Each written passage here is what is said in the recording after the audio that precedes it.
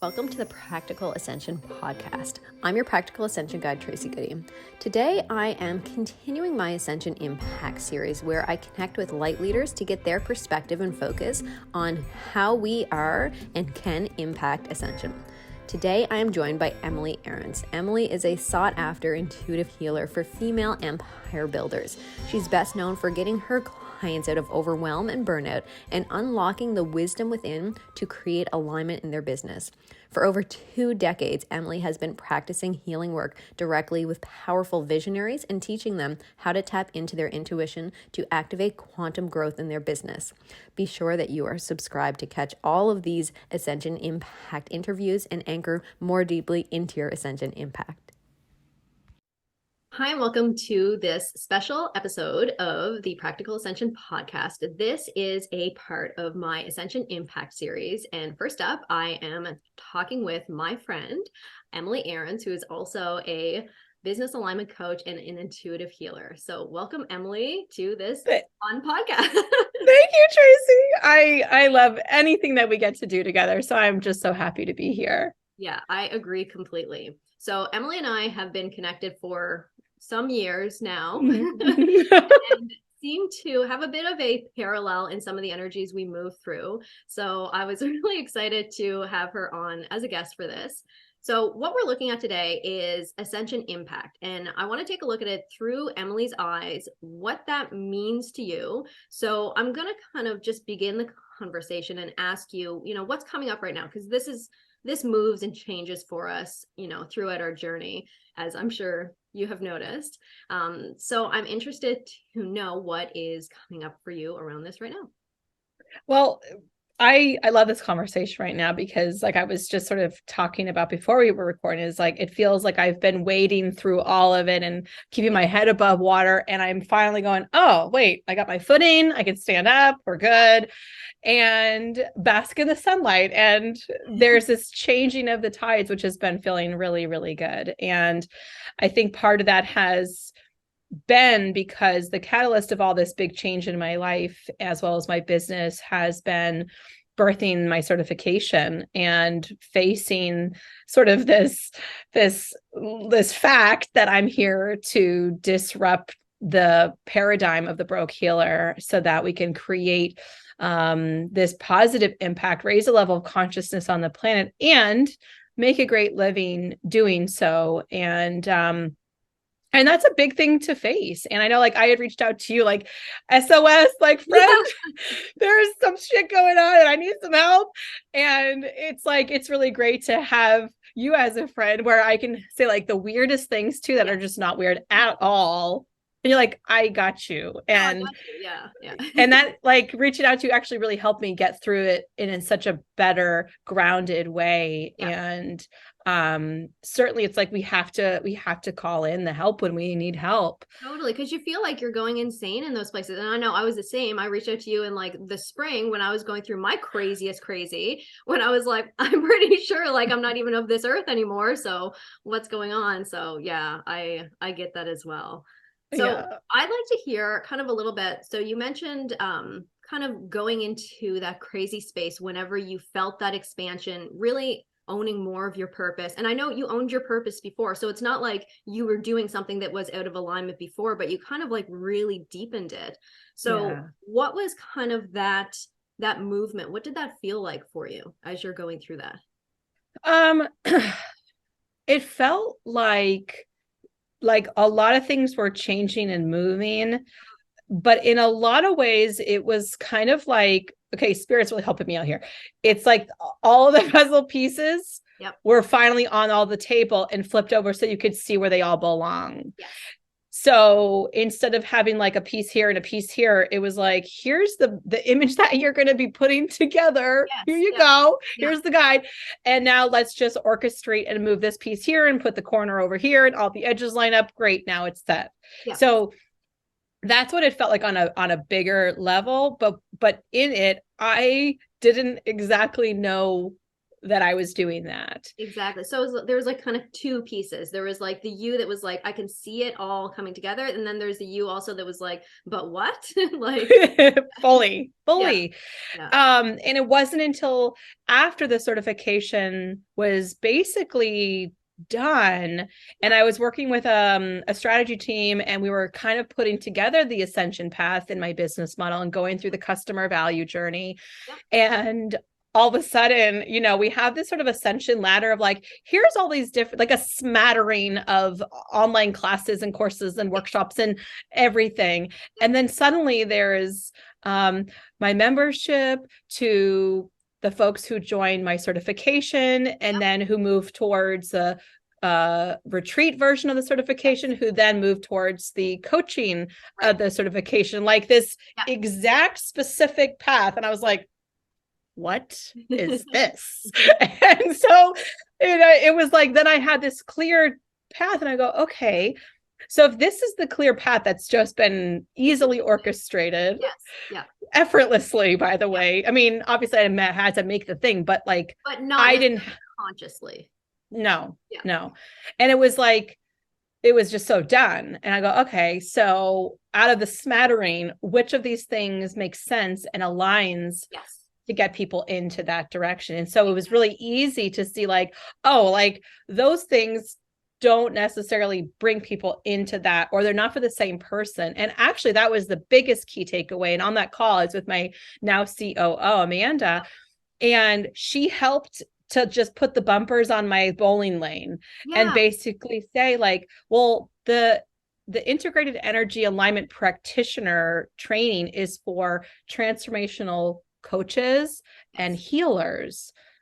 So are those also the people who we're going to just keep talking to? And it's like, oh boy, like that was a huge like upper limit for me. I'm like, okay, I can niche down. I'm doing this. And it was, working through my own resistance. And I had a big emotional release on that call, like, whoa, it's been here all along. And when I look at people who've already been in my membership for years, it's like practitioner, coach. Like they're already there, but I just didn't call it by that name. Exactly. Yeah.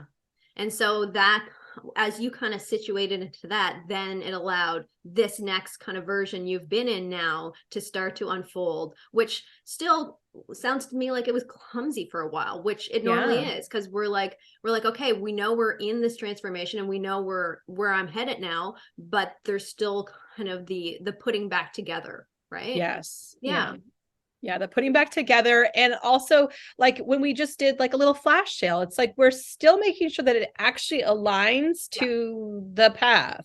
Exactly. And does it make sense or does it not make sense? And it's not that, those weren't great courses or products or what workshops or whatever, but it's like, we really want to take them deeper. We want to go really, really deep with these people. And it's not just this like superficial, let's talk about how can we help our intuition, but further ourselves as a practitioner. And they need it, right?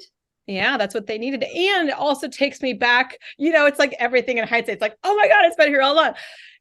My initial like spirit kick in the pants, get yourself out there. You're doing the world a disservice by not sharing your light. That initial kick in the pants was the phrase light workers be the light. So being this work, embodying this work, and that other visual of passing this light torch so that it can spread and spread and spread. Actually, fun fact, one of your recent podcasts, I don't listen to a lot of podcasts, but I was like, I don't know how I found it. Maybe through like an email or social, but it was one of your recent ones with like a visualization with golden light. Golden white flame, probably. Maybe. That one. Yeah. Golden. I remember when you just said that, I was like, I remember just like channeling that not long ago. So it was a very similar vibe. Yeah. Yeah. And I was just drawn to it. And I did it in the shower. I was listening to it in the shower. I have this cool little Bluetooth speaker because I'm a big kid and I have cool things. And I was listening to it and I was going through this visualization. It brought me into my initial visualization of I'm sort of at this plateau pyramid thing. And there's this stuff, people around, and they're all stepping up, and I'm doing light activation, and then they're spreading it. And then these 4 guides showed up. These 4 giant golden guides showed up that protected me and supported me. And then I grew like 10 times to be giant like them. And I was like, oh my God, I've been playing so small. And it was like, what? It's like all this stuff just like flooded in. I was like, well, thank you, Tracy. I don't even know. I didn't even reach out to you. I should have reached out to you. Be like, hey, that was awesome. Oh my God, that's amazing. Okay. So, all right. So kind of getting back into the 2 pieces that kind of I want to see come together right now. So I know the pathway kind of that we're looking at right now as we're talking about Ascension Impact and where you're being guided to, and kind of like that big realization that happened for you and the big emotional stepping into. I kind of want to trace that. Now, before we kind of get into like where you're headed with that, I want to kind of trace that back to like your beginnings as well. And like that journey that kind of like fast pace it, but like that leap that you had to make initially, and then kind of as you went through your journey. So what do you got to say about that? Yeah, my initial, so I mean, I've been doing energy healing for a long time, 23 years. And so I knew at a young age, I would say as early as like 5 or 6 years old, I have like a kindergarten journal that I wrote. I want to help people when I grow up. I want to be a doctor. So I always knew this. And in my young adolescence, I was learning about, crystals and homeopathy and aromatherapy and astrology and all that stuff. Yeah. Just like typical for me, not for you. But when I was 18, I began that journey into making it a career. I started my first business at 22. I went in and out of corporate jobs, but always had this through line of always being a practitioner, even through yoga teacher training. But the struggle for me was always around the belief of you can either do your passion work or you can have a real job and have a career and like make money. Exactly. Yeah. And so that's like that separation. And so I'm kind of back to dismantling that belief right now for people, as well as, myself just a bit deeper. Yeah. And so I think that through line has been a big deal, and wanting to be taken seriously as a practitioner. Yeah. And I think that's part of my training. It's very serious. It's not a light course. It's not a light training. Not everybody makes it through to the end because the requirements are so high, and it's requiring people to step up and to step into their highest integrity. And it's the catalyst for all the big shifts and changes, but not everybody is fully prepared to take those actions. So like the ego, like as you're talking about it, I can feel like some ego resistance of like, they want to, but it's just not quite there for them yet. Yeah. One of my students, just, she's going to have to delay her training a little bit because she ended up with the flu, which led to pneumonia. I know. And that's exactly what I'm kind of feeling. Exactly. And I said to her, I go like, I'm sorry she doesn't feel well. And also understand that this is part of your ascension. This is you facing what's going on, and think about pneumonia, your lungs, your heart chakra, your upper heart, lower, like all of the stuff that's been buried, and the boundaries that you haven't created for yourself, like giving yourself permission, like there's so much in there to unpack energetically, but this course is like the catalyst to getting all that stuff to come up. Yeah. It's like, I forget the word for it, but something like that brings the phlegm up, right? Yeah, exactly. And then you have that to handle. But like, I can remember like what that's taking me back to is like different leaps that I've had. Like once I sprained my hip and I physically could not move forward. And so I was like, okay, I guess I have to sit with myself instead of my normal masculine moving forward that I always do. So like, I love these things, but at the same time, like, I mean, it's a human experience, so it's pretty messy sometimes. Yes. Yeah. I had an Akashic report done a while back, and in the end of it, something really struck me. It was like, I would be surprised if you chose to come back again. Like, I resonate with that very much. Like, exactly. why do I keep doing this? But it's part of the human experience. And this, I think that's part of the process of making peace with it, understanding these are ascension symptoms. I'm growing, evolving, and changing. I was just interviewed on a podcast, and she was asking me about the difference between ego and intuition. And I said, ego has such a bad rep, but it's really just keeping status quo. So if we think of when the ego shows up, it's actually something to celebrate, because it's telling you I'm shifting out of the status quo, out of mediocrity, out of the norm, and I'm ascending into this next path. And my ego is basically like, this isn't normal. This isn't where you're supposed to be. We're supposed to be down here. What are you doing? We just want to keep you safe. Yes. And so, but when we're on an ascension path, as probably all your listeners know, this is just the norm. Yeah. And we have to become comfortable with this discomfort. Absolutely.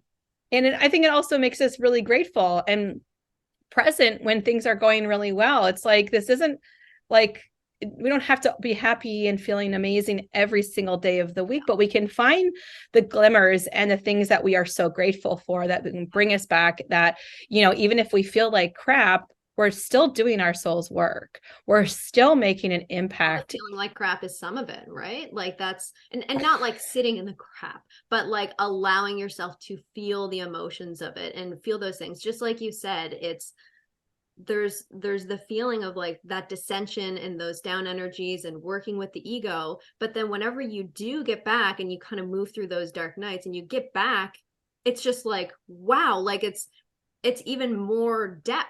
I find after you're moving through the darkness back into the light, like it just, it gives it more of a multidimensional feel. Like it's just, I don't know. I've been loving the dark lately just because it brings into so much light. It totally does. And we can also trust that the pendulum is going to swing left and right and left and right. So I know, like maybe 20 years ago, I could not have felt like I could get out of the dark and the depth and the sludge of that heavy energy. But because I've been through it enough times, you have that hindsight to go like, hey, it's just what it is, but it's not going to be this way forever. And just to your point is like, you're learning way more in this period. You're growing way more. There is so much happening. And now coming to my mind's eye is, that first, what's it called? Not I can't think of the word, but when the seed starts to burst open and it begins to, unfurl. And it's in the soil. There's nothing above the surface, and it's just becoming and growing before it even pokes up. And it's like, we need to lay dormant as well. And when we start to bring more life, it's like, okay, well, there's something else that's coming out of us. There's a new me that's being born, and being okay with detaching from what is, being okay with letting go of who I am that got me here and the stories that I've been bringing with me. Can I just let go of that and sort of like slither out of that?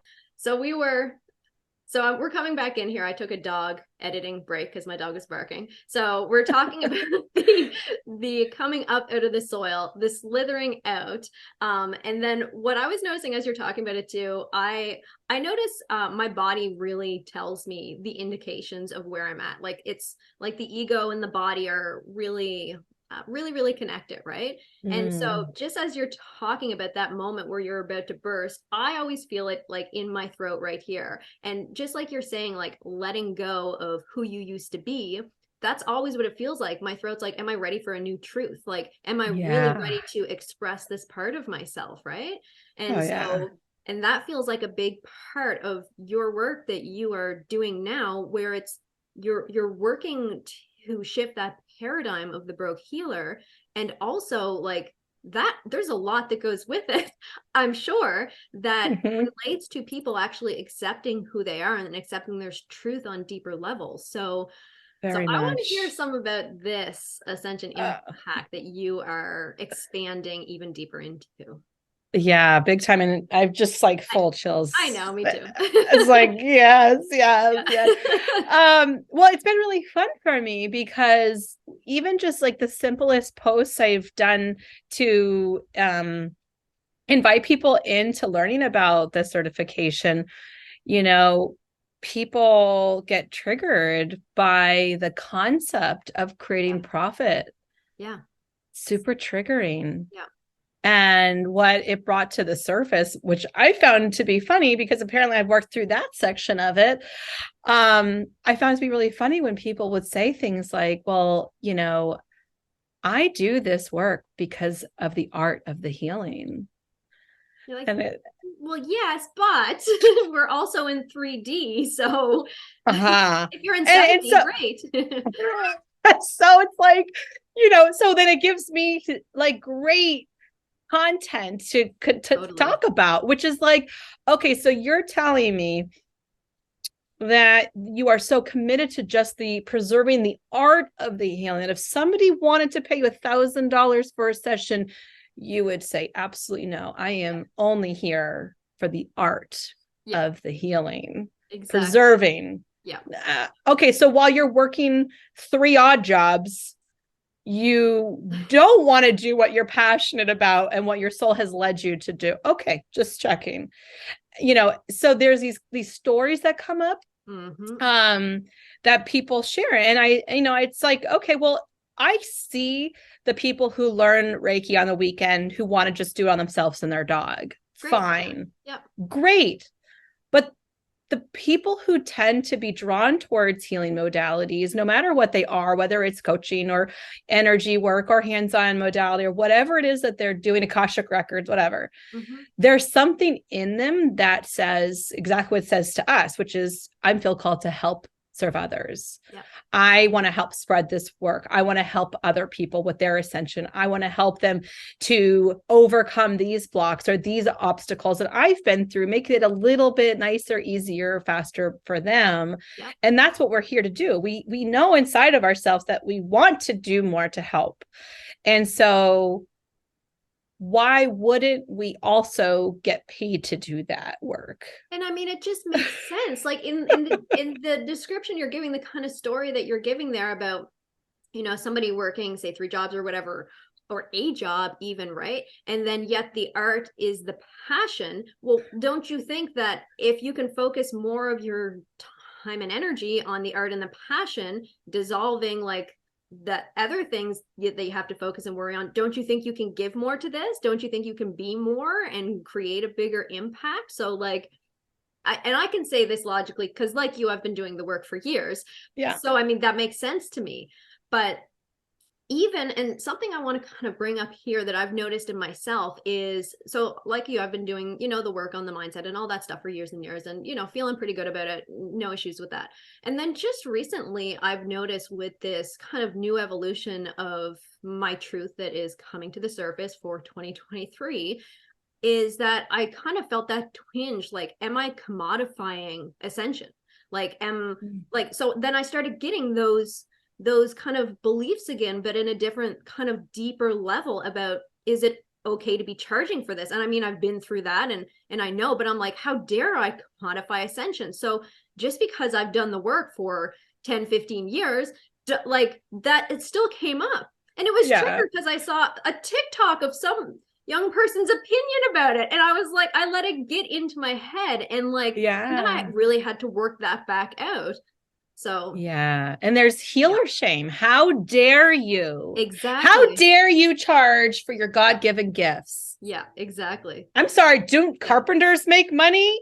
Yeah. Don't engineers make money for those gifts? Like, exactly. Yeah. Oh, where do we draw the line of a God-given gift? And why not? Exactly. Why would God give us this gift if not to create more of this ripple effect to help more people with it? Yeah. Like there is no logic. And so healer shame is a really big deal. Yeah. And I also understand like commodify, like, that's really big one. It's like, how dare I?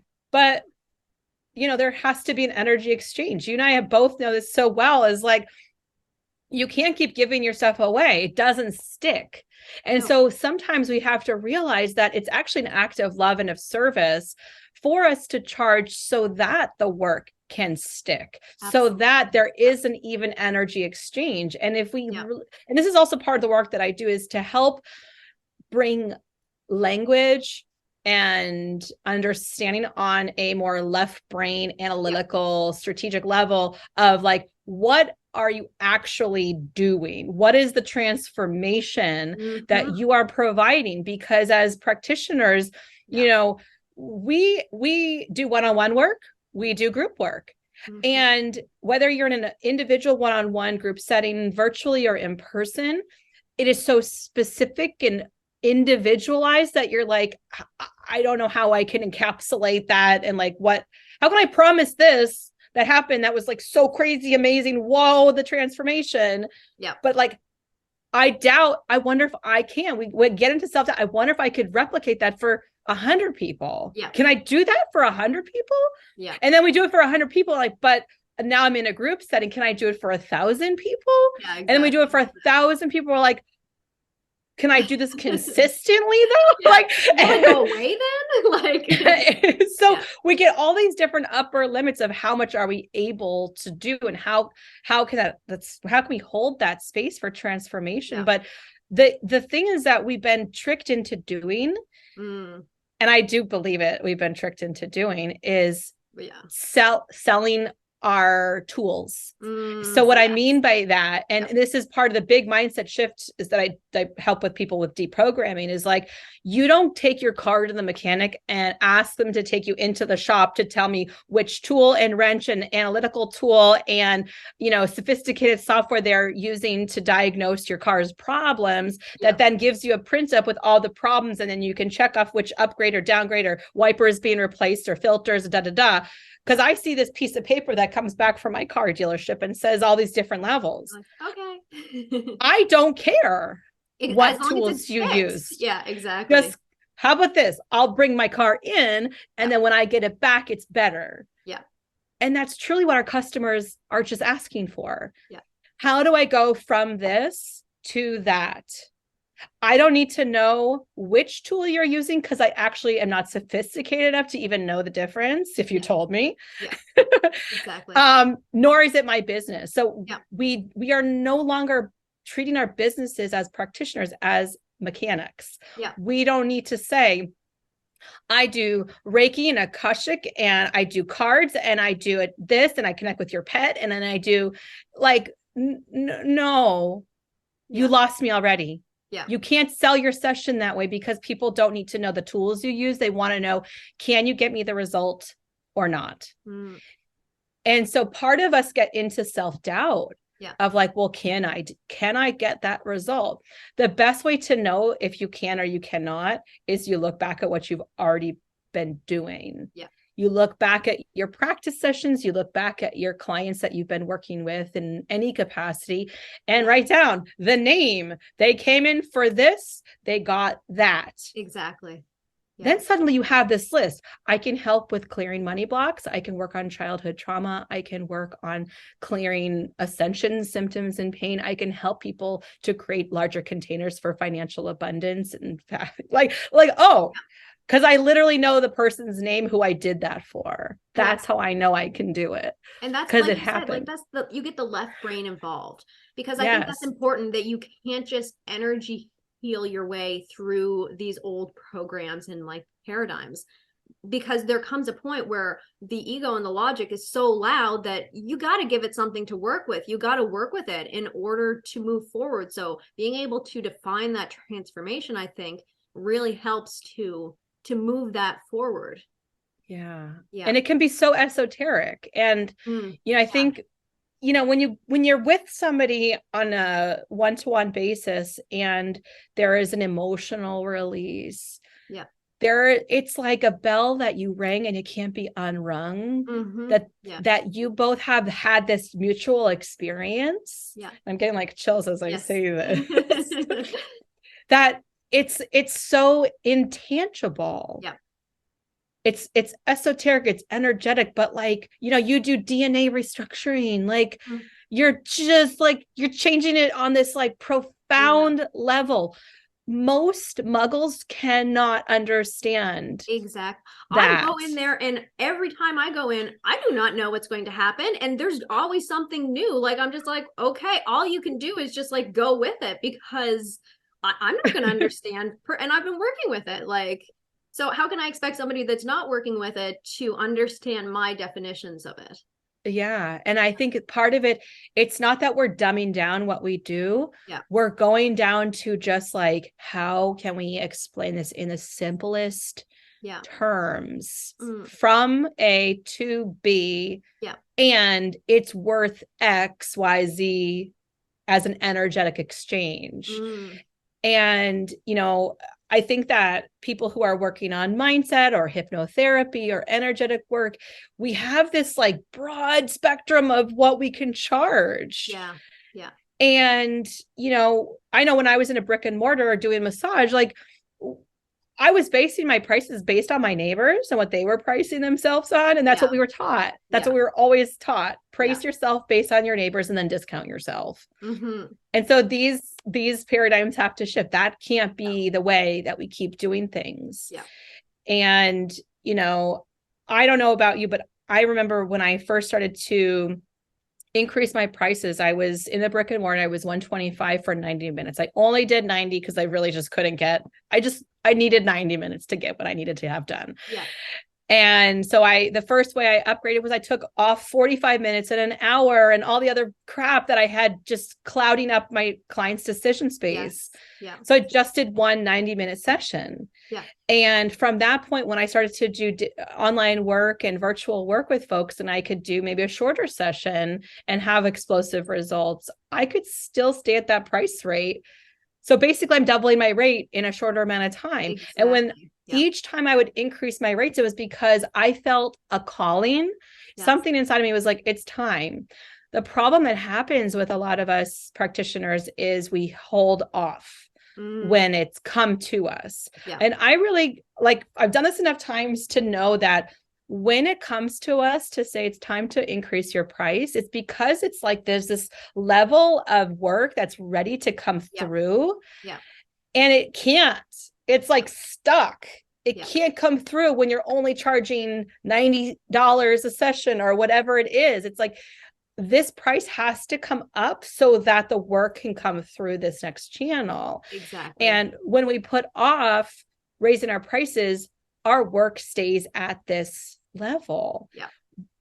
When we feel the calling and we go, okay, yes, I'll just increase the prices. And I'm sure you have your own way of doing your own pricing. I'm curious about that as well. But when I feel that pull to go, okay, the price has to be increased or we have to change it, this whole nother level comes through and you're like, oh my God, these sessions are good. They're potent. I'm getting people better results faster. Yeah. Why did I wait so long to increase my prices? Yeah. And it's like it's a whole expansion. Like you're not just expanding your price, like you're expanding the capacity. So you're expanding the capacity to pull through the transformation. Yeah. Yeah. Yeah. It's true. And I've seen clients who, they are doing these like $30, $40 readings. And I'm like, listen to yourself. What is it like? What does it feel like it wants to be priced at? Yeah. What is it? What are you ready for? And that's the basics of what I would do too. I put it on a scale. I put the thing that I'm selling on a scale, and then I balance it out till it feels right in that space. Yeah. I love that. I do like a sliding scale. Yeah. And so I pull up my soulmate client or coach people to do their soulmate client to the point where they are at that transformation. It's like the best ever transformation. Yeah. And when you have this like left to right sliding scale, you can go from 0 and see their energy feel just like hoop over. It's just like they're not going to get there. And as you increase the price, their system responds. If you go far over to the other side where it's beyond, it's like their system is like, and it's like it explodes. It's too much and it blows out their field. Yeah. So you find that like yummy little middle, just like you're saying, like that balance point. Yeah. And that balance point is like, yummy. This is it. It's not coming from me, what I think it should be. It's not coming from my neighbor, what they think it should be. It's not coming from my coach that tells me I'm supposed to, whatever the price is. It's coming from another place, which is for service. Yeah. And so if they're saying their system is saying this is where I needed to be to get this transformation, then who are you not to price it that way and give them what they are needing? And it's the difference too, like depending on your alignment with that price point, like if you're pricing it super low because logically that's what you think, but yeah, your energy is ready over here, the people that you're attracting to this price point, they're not going to feel as good to work with. And then you move it up here, and the people that you're attracting, all of a sudden you're just like, oh my God, I love you. Like, it's just, it really expands. I find that connection that I find personally, the connection that you have and who you're working with, it gets like richer and more depth. You get more soul connection. Yeah. It feels so good. And I also see trends happening right now with pricing and offers and nurturing. And I don't know if this is true for your business or where you're at right now, but what I've seen with looking at some of the analytics behind who's been buying recently, we've been really geeking out about who's been buying and where have they been coming from and how long have they been around. What we're seeing is the folks who are buying have been around for quite some time. Yeah. And it's taken them some time to get to the place where they're ready to begin making time investments or financial investments. And so what that's been telling me and leading me to do is, maybe it's going to take a little bit longer for us to get them to where we want them to be, but having this real light, real easy decision. Yes, this is easy. This is a low price, or this is a low commitment, and bringing them in and nurturing them this way versus like, hey, you're new to me. You want to go into this membership forever and and all that. Yeah.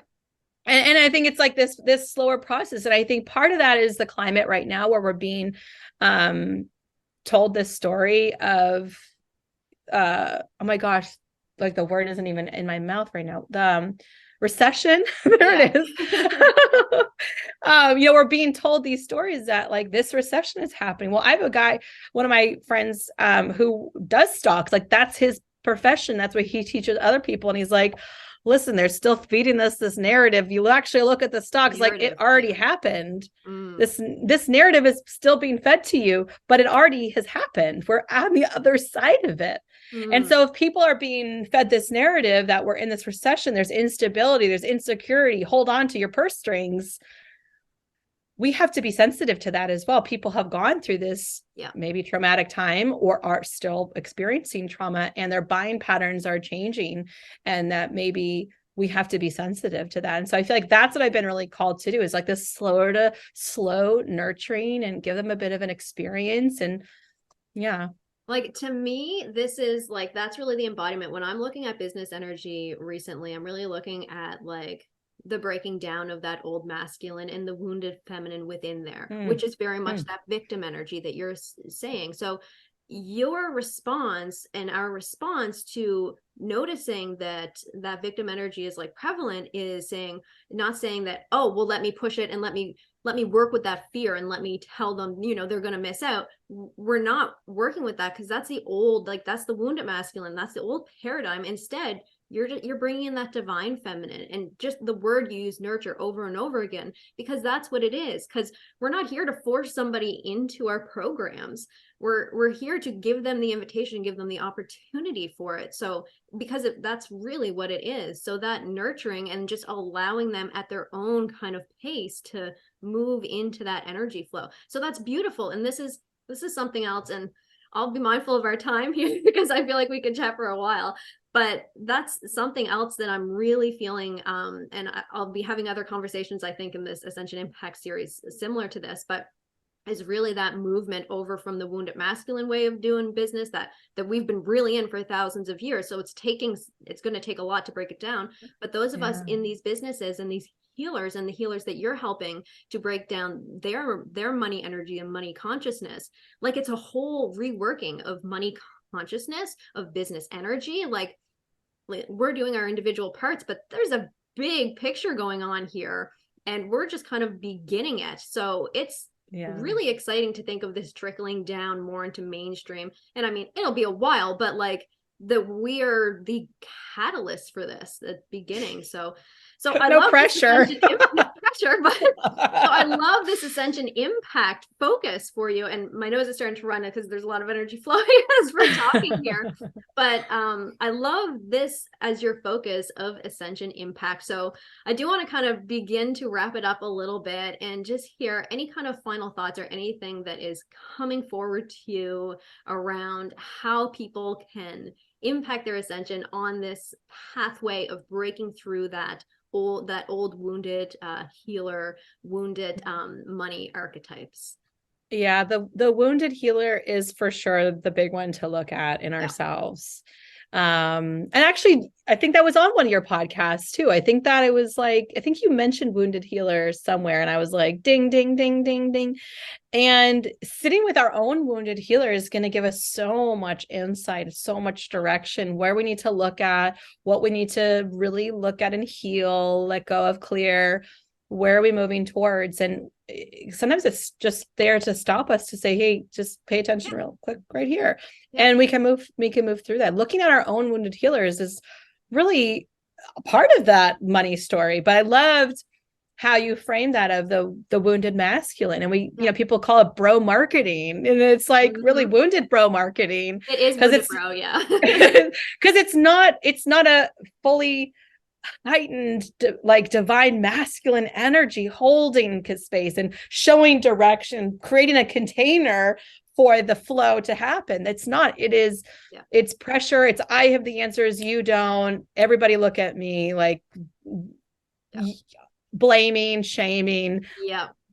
We're done with that. We are we're so done with that. And thank goodness. But I think as we open up to our divine feminine, we open up to that flow state. We actually, yesterday had a team meeting and the card we pulled was flow. And it was like, doesn't that feel yummy? That is our focus and our intention. Yes. Yeah. And that it can be done this way, that's an option for us. Like we can kind of look at the world around us and think, oh, hey, that's the way that it goes. But no, we have another option and you can help lead the way. Yeah. And actually I was on a podcast yesterday when somebody said, can you manifest any amount of money? And I was like, well, can we just like that's too it's so it seems so esoteric and outside. Like, exactly. What is money is just energy exchange. So you've already manifested money. You're on a computer, you're in a house or an apartment, you've manifested money. Like this doesn't have to seem so esoteric and beyond our realm. Yeah. Like let's just ground it. Because I think that's the problem is like, we think it's this like, how do we get the secret key? And that's that old broken male paradigm is like, I have the special key that you've been missing. Whereas, with like that, back to the analogy of like, these are the puzzle pieces. They're all laid out. Here is the map. Like now that this is how they all fit together, like this. Oh, okay. Yeah. So, I guess I'm going off on a tangent again. But I think it's wise for us to look at our wounded healer for sure. See what part of this conversation really is resonant for people, whether it's about the pricing or whether it's about the energy exchange or the stories that we're telling ourselves or the beliefs that we're carrying on. The more introspective and understand we can get of ourselves, it's going to point us in the directions where we need to look so that we can grow. I know your audience is already doing this work. They wouldn't be here if they weren't really self-aware. Like it keeps going, it keeps going. And sometimes you need that. Like I know sometimes I'll get into like a masculine flow, like my energy veers towards masculine, that I want to go and I want to do and I want to go and I want to do. So I have to mindfully take myself back and take myself within, so that like on my like habits tracker, like going within is something that is on my tracker. And that should be something that logically I naturally do. But when I'm taking a lot of action, I forget. So I think it's a good reminder for everybody as well.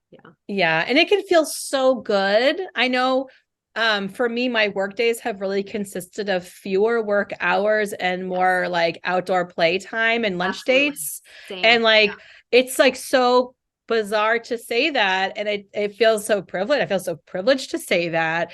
But I'm out of that season of working. And I will say this too, is like, I think that there was some, you know, like, I don't know what the right word is, but like satisfaction, joy, like maybe it's like a braggy thing that I would say, like, I'm only working part-time, but I'm getting so much done. Yeah. And I would have a 4 or 5 hour work day. That was it. But in that 4 or 5 hours, I was like, blah, blah, blah, blah, blah, blah, blah. And it was so like hyper productive. And you get into that like addictiveness of productivity and like, I'm worthy now because I'm busy and I'm doing the thing. But it's like, okay, I'm definitely ending my workday at 3, but like, how am I actually at 3 o'clock? Am I actually still doing pretty good, or am I super hungry and a little bit crabby?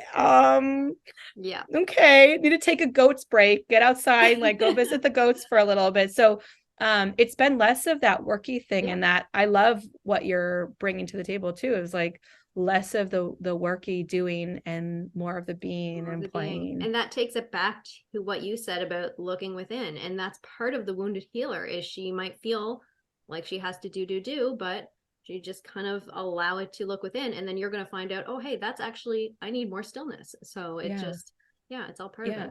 Yeah, And it doesn't have to be just like, it doesn't have to be just like quiet meditation. Like exactly. Yeah. we've been geeking out in my family about Marvel movies. And so I noticed a direct correlation with the amount of TV time in Marvel movies that I was watching to like how much better my business was doing without me doing stuff. Yes, exactly. Yep. So like, yeah, I meditate. Yeah, I go outside and I connect to nature and like all of these wonderful, beautiful rituals. And sometimes it's just like sitting and watching television. Absolutely. I'm with you. And sometimes if I'm in that high vibe a lot, I have to balance it out with something like that in Yeah. order to just feel like, okay, I'm a human in this world and that is okay. Yeah, Yes, let's tether ourselves. We are here and now exactly. in this thing. Absolutely. All right. So I'm going to wrap up our conversation here because I feel like we could continue talking for hours and days and days. So, Emily, I thank you so much for joining me today. And I encourage everybody to check out Emily. I'll put some links in the show notes below and the work that she is doing and her Ascension impact. And again, thank you so much, Emily. Thank you so much, Tracy.